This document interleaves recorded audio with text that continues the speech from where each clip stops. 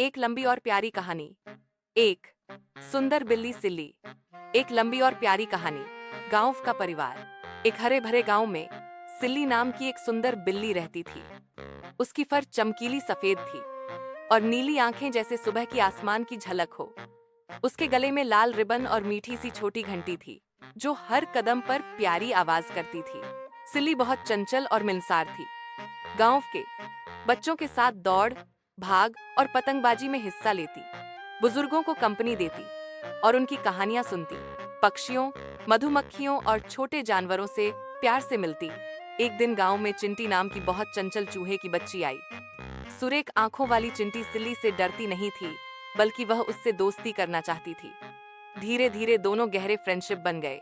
वो रात में खेतों में दौड़ते, बच्चों को खिलाने में मदद करते और गांव की छोटी झील के पास बैठकर बातें करते। एक दिन गांव में अचानक खाना चोरी होने लगा।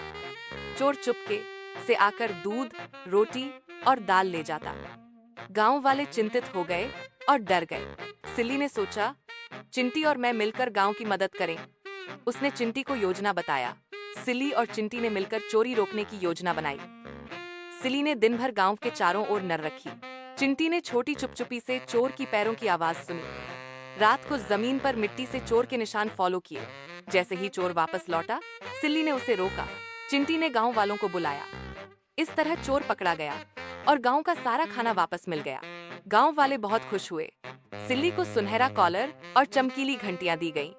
चिंटी को आरामदायक घर और स्वादिष्ट भोजन दिया गया। तमाम गांव ने उन्हें साहसी दोस्त और रक्षक का नाम दिया।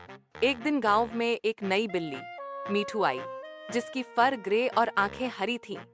सिल्ली और मीठू जल्दी दोस्त बन गए। चिंटी ने भी मीठू से दोस्ती की। तीनों मिलकर गांव के उद्यान को फूलों से सजाने लगे। किस्मत से तीनों में एकजुटता थी, कोई छोटा या बड़ा नहीं, सब मिलकर काम करते। एक दिन गांव के बगीचे का एक बड़ा पेड़ खतरे में था, जिसकी जड़ें ढीली हो रही थीं और तूफान आने वाला था। लोग डर गए। सोनू ने सोचा, हमें मिलकर यह पेड़ बचाना चाहिए। उपाय? चिंटी ने छोटी मिट्टी खोदकर पेड़ की जड़ों को थपथपाया। मीठू ने गांव के बच्चों से कहा कि वे रस्सियां बांधकर पेड़ को सहारा दें। सिल्ली ने गांव वालों को जागरूक किया कि पेड़ हमारे वायुमंडल के लिए जरूरी है। बच्चों और गांव वाले ने मिलकर पेड़ को मजबूत रस्सियों से बांधा और वहां नई मिट्टी व खाद डाली। तूफान आ गया, पर पेड़ नहीं गिरा, सब सुरक्षित रहा। 9 कहानी की सीख: दोस्ती में कोई भेद नहीं, चाहे चूहा हो या बिल्ली, सबका साथ धर्म है। टीम वर्क से बड़ी समस्याएं सुलझती हैं। हर भूमिका इंपॉर्टेंट है, चाहे बड़ा हो बिल्ली या छोटा चूहा। सबकी भागीदारी मायने रखती है। प्रकृति की रक्षा करना हम सभी का कर्तव्य है।